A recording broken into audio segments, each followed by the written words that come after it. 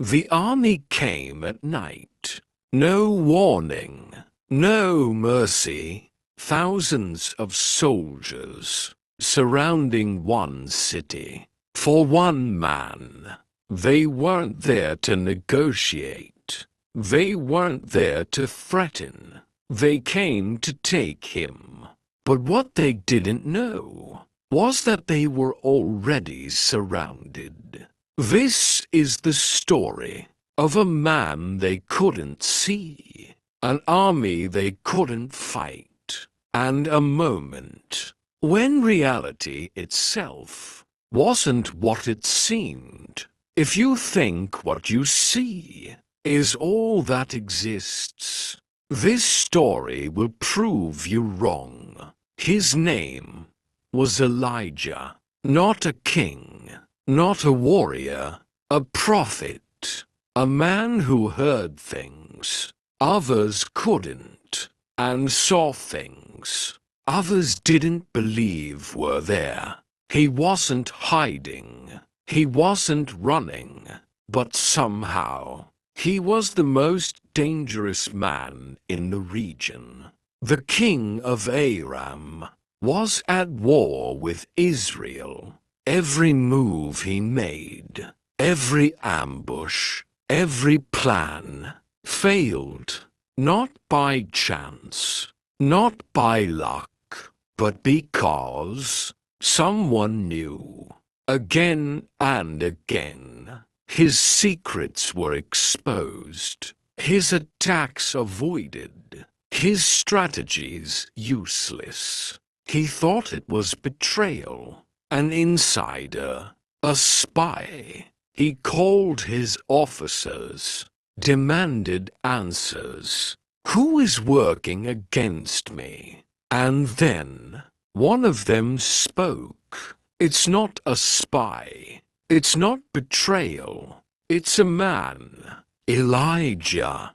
He hears your plans, even in your bedroom. And suddenly, the war changed.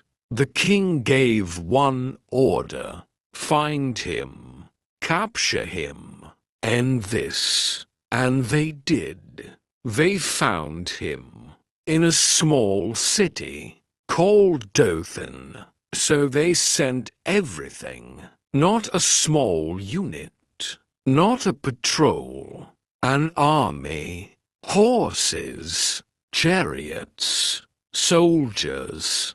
They came at night and surrounded the city. Morning came. A servant stepped outside and froze.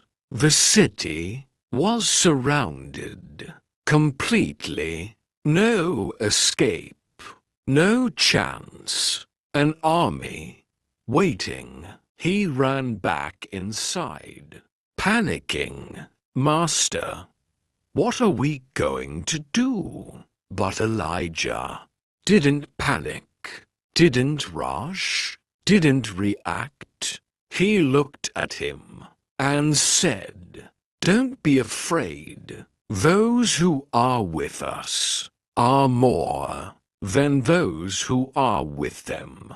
The servant looked again.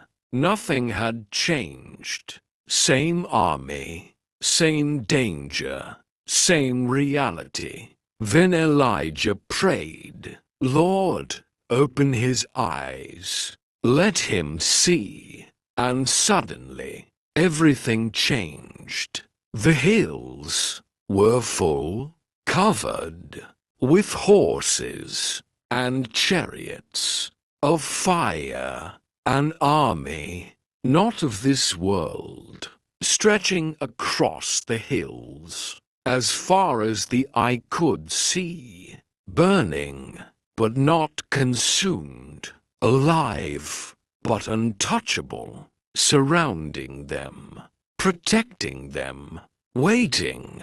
The servant stood there, frozen, not from fear anymore, but from something else. Something deeper, understanding.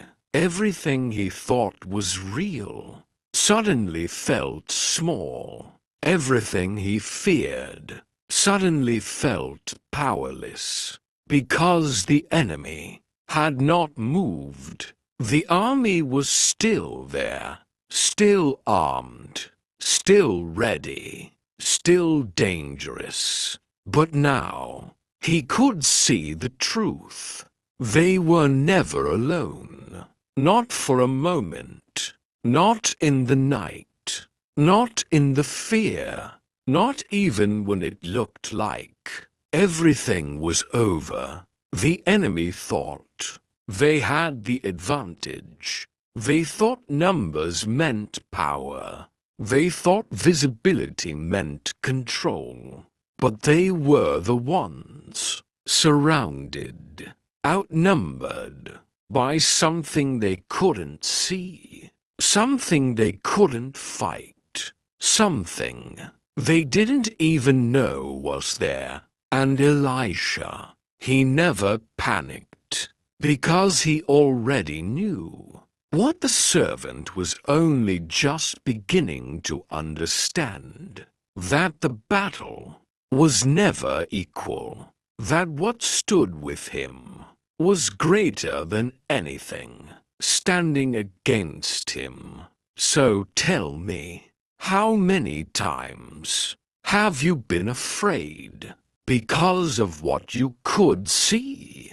The problems, the pressure, the people against you.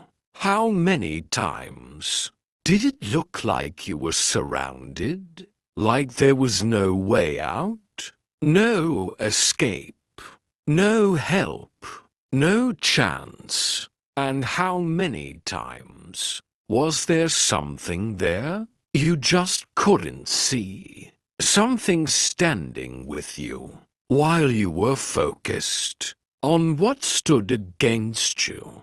Because sometimes the real battle isn't what's in front of you, it's what you believe when you can't see anything at all.